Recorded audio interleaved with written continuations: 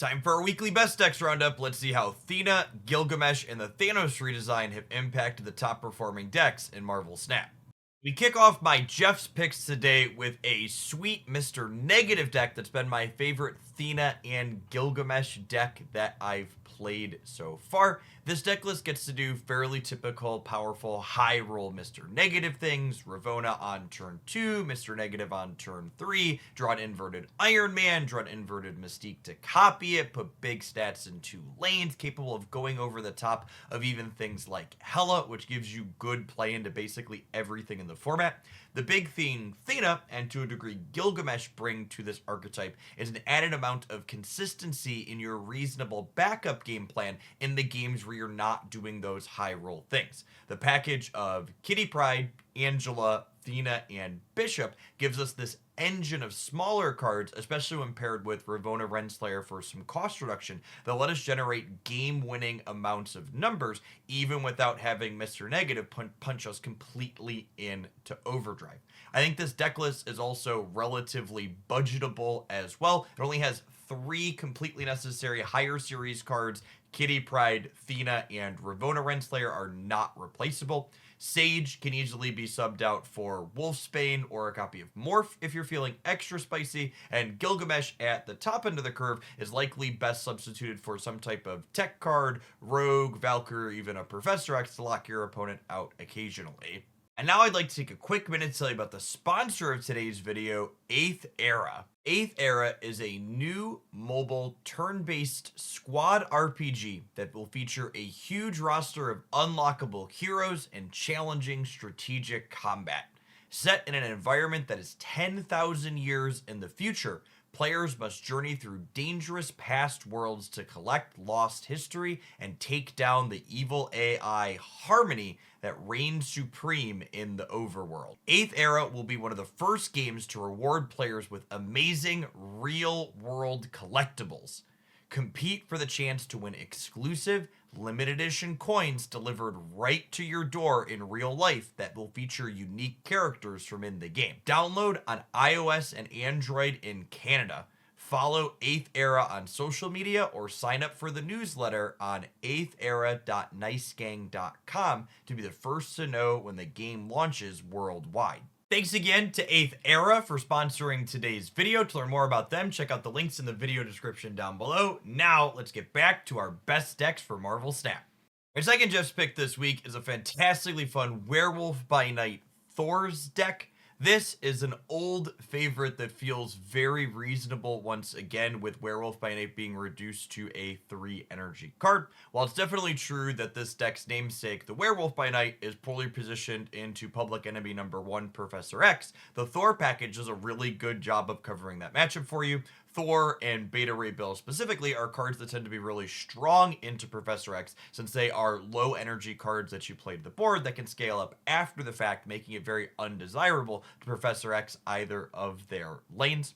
The rest of this deck, past that core of 4 at the top, is a bunch of cheap, unrevealed cards that can flip our Werewolf by Night around the board to scale it up and give us varying amounts of utility. The silent hero in this deck list, in my experience, is definitely Quake as a 2 energy on reveal. She is just an absolutely brutal blowout card on the final turn of the game, being phenomenal at catching your opponent off guard when you know where the final locations are going to end up at, and they don't. This deck list has reasonable budget substitutions for a handful of its series 4 and 5 cards, specifically White Widow and Sage. I think can easily be swapped out for other things that have on reveals that give you extra points of power. Things like Wolfsbane, Rocky Raccoon, or Hawkeye would be my top replacements for them. I would say that Nico Minoru, Werewolf by Night, and Beta Ray Bill are definitely required for this deck to operate anywhere near close to efficiency, though.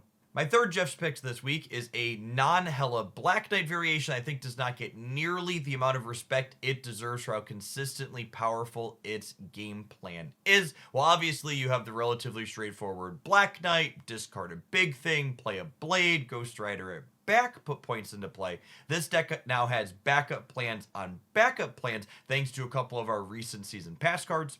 Hope Summers allows you to accelerate on turn 5 up to 6 energy, soak all 6 of that into a Sunspot to then slam She-Hulk and Infinite together on turn 6. Blink provides some key redundancy, let us accelerate into these other 6 energy cards that we typically want to be discarding. I think this deck list is really phenomenal at having a diverse range of ways to put really big numbers into play in a way that the opponent's not going to be expecting. As far as substitutions go, I do have to be the bearer of bad news and say that all 3 of the higher series cards in this deck are required for it to operate at efficiency. Black Knight, Hope Summers, and Blink are all just pretty unique effects that don't have reasonable substitutions. Moving along to our high potential category this week, we have a number of deck lists that have really impressive stats so far, and albeit smaller sample sizes on the Untapped tracker. Any of these deck lists have the potential to be the next big thing if their performance stays up as their sample size grows. We kick things off with an updated take on Thanos. That is definitely the Wallet Warriors deck of choice. This deck list features a whopping 9 Series 4 and 5 Marvel Snap cards. It's just a collection of really efficient stats at reduced rates. In addition to Mockingbird and Cull Obsidian, this deck list is adding Sasquatch as another way to add 10 points of power into play for consistently 3 or 4 energy thanks to playing out all of your stones. Rather than listing out a bunch of specific cards you could sub out for the Series 4 and 5 things in this deck list, I'll just kind of generically say if you're looking to replace things like Crossbones as another 410 or Magneto / Hulk / Giganto as impressive things, the top end of your curve are the first things I would reach for depending on what you're missing in this particular deck list. Our next high potential deck list is the top performing Gilgamesh deck so far per Untapped data that's predictably playing Blue Marvel as well as Khazar to pump up most or all of its board, so Gilgamesh can slam down on that final turn for an absolutely massive stat line. These deck lists, in my experience, have felt pretty reasonable so far. On the back of Gilgamesh and Mockingbird and Dazzler, you can even keep up with things like Hela periodically, and the games where things don't come together for you, you can obviously always just bounce out. I think this deck list is also relatively accessible as well. The only Series 4-5 cards you really need past the namesake and Gilgamesh is definitely Mockingbird, so you can punch those big stat lines consistently. Snowguard can be something like Nocturne if you have her in her collection, or Scarlet Witch is the primary role that this card serves, is kicking Limbo out from underneath your Tribunal or their combo deck opponents. Nico Minaru could just be another utility 1 energy card like Korg or Hawkeye or even Iceman, and Kyria could definitely substitute pretty cleanly for Armor, who doubles as an anti-destroy card while being a little bit more narrow in the scope of what it protects for you. Our next high potential deck list is a little Thena deck that's absolutely one of my personal favorite styles to play in Marvel Snap. Thena is just such a phenomenal addition to this Kitty Pryde Angela package. She provides a little bit of redundancy in the games where Angela doesn't show up, and in the games where you have all 3 of them together. She lets you scale up 2 lanes simultaneously with your Kitty Pryde bouncing in and out of the board every single turn. Past these cards that scale, the real strength in this deck list comes from its plethora of tech cards. Shadow King and Shang-Chi both let you punch way above your weight class, and Luke Cage gets you out of a lot of really sticky situations, mitigating both location variants and preventing things like opposing Shadow Kings from knocking down your scalers. As far as higher series card substitutions go for this deck, Kitty Pryde, Thena, and Ravonna Renslayer, I would say, are really important for the deck to operate at maximum power efficiency, but the various other cards have some clean substitutions. Jeff can turn into Nightcrawler, US Agent can be Maximus, Sage can turn into Wolfsbane or Ironheart as other cards that provide stats while being discarded by Ravonna, and Elsa / Nocturne can turn into other generically good 3 energy cards such as higher series things like Mobius and Red Gladiator, or lower series things like Rogue and Polaris that provides you with reasonable stats and or interact with your opponent's side of the board. Our last high potential deck list is another Thena plus Gilgamesh deck that mixes up a few of Marvel Snap's most powerful packages to great effect. So we've got that Kitty Pryde, Angela, Thena, Ravonna Renslayer, little scaling cards. We've got Darkhawk alongside with Korg and Rockslide to be disruptive and provide a pile of stats. And we have Ironheart, Sage, and Wolfsbane as phenomenal cards that all become 1 energy cheaper on Ravonna while adding big numbers to the board. Finally, Gilgamesh at the top end of this deck's curve provides us with another big stat stick that scales up off of a lot of what this deck is doing. Darkhawk with its ongoing power, Kitty, Angela, and Thena, our different Ravona enabled cards, all make Gilgamesh much larger. While there's definitely situations where Gilgamesh plays second fiddle to Darkhawk, there's also a number of games where you play both of them on turns 5 and 6, letting you spread out big stats all across the board. As far as substitutions go, unfortunately, Jeff the Baby Landshark, I think, is the only higher series card you can really cleanly sub out for something else in this deck. The Sage with Ravona, the Thena with Kitty Pryde, the Darkhawk with the Rock cards, they all have specific synergies that just aren't going to work if you don't have all of them together. Moving along to our top performing decks, we have lists that are established in the metagame that have solid sample sizes and untapped that people have been using to absolutely crush their way back up to the infinite rank as the new season is kicked off. The first of these is a Wong Namora deck that has solidified itself as a top contender in the weeks since Namora released. The basic idea is relatively straightforward here. Cards that move around the board like Nightcrawler, Jeff, and Nocturne can be set up in solo lanes to then curve Wong into Namora to make them really large before you shuffle them around the board on the final turn of the game in the way that makes you most likely to win.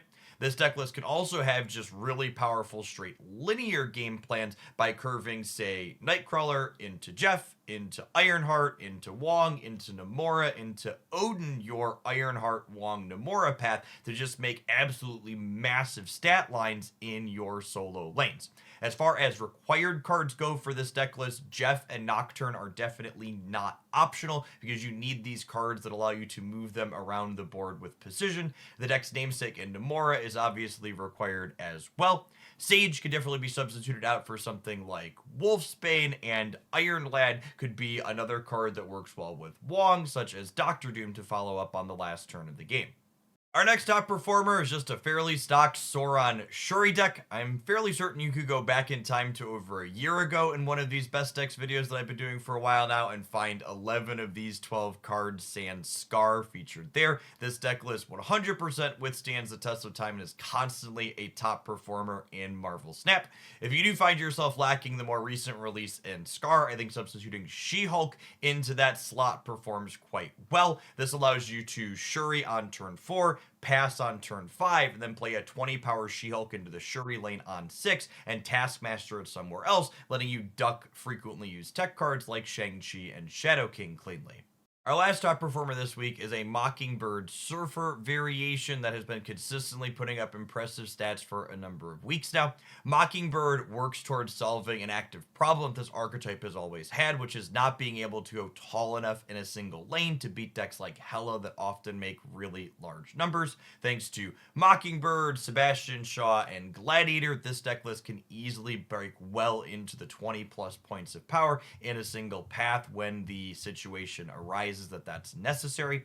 As far as required cards go in this deck, I would say Mockingbird, Sebastian Shaw, as well as the extra energy from Hope Summers are the three most important higher series cards to get this deck to operate anywhere close to maximum efficiency. The others, Red Guardian, Nocturne, and Gladiator, I think can mostly be reasonably substituted out for other good 3 energy utility cards. Ones that would be at the top of my personal list would be things like Mobius, Luke Cage, Polaris, and Rogue. Finally, to the surprise of no one who's been playing Marvel Snap, lockdown decks are the only ones in the most popular category this week. We have 2 variations of those to feature. The first of those is this Dr. Octopus magic variation that's been around for a little while, and the second is the more recently developed Kitty Pryde, Angela, Thena, Hope Summers build that looks to play out multiple cards and slams bigger small stat lines on the back of Sage and Wolfsbane getting discounted by Ravona Renslayer. Untapped Tracker says that the 90s have upwards of a 30% play rate for Professor X, so try and stay sane out there and make sure you have a game plan for playing against these decks, and remember that Cannonball's gonna blow you away in a lot of the games that you're playing. As far as higher series card substitutions go for these lockdown decks, I don't know, figure it out yourself. I don't want to play against more of this deck. If you don't have all the cards, just don't play it. Don't do it. Don't subject your opponents to that. You know, have a heart. Professor X needing to be firmly jettisoned into the sun aside, the current Marvel Snap metagame is enjoyable in the games where I'm able to play into all 3 locations on the last turn of the game. It's also noteworthy that Hela is absent from my roundup this week. She has all right performance metrics overall on the tracker, but her play rate is not particularly high, which I would assume in part is at least somewhat related to Professor X's dominance. So hopefully if/when/cope, please adjust Professor X. They also touch Hela at the same time so she doesn't take the format by storm afterwards. As always, I would love to hear what you've been finding success with on your climb back to infinite below.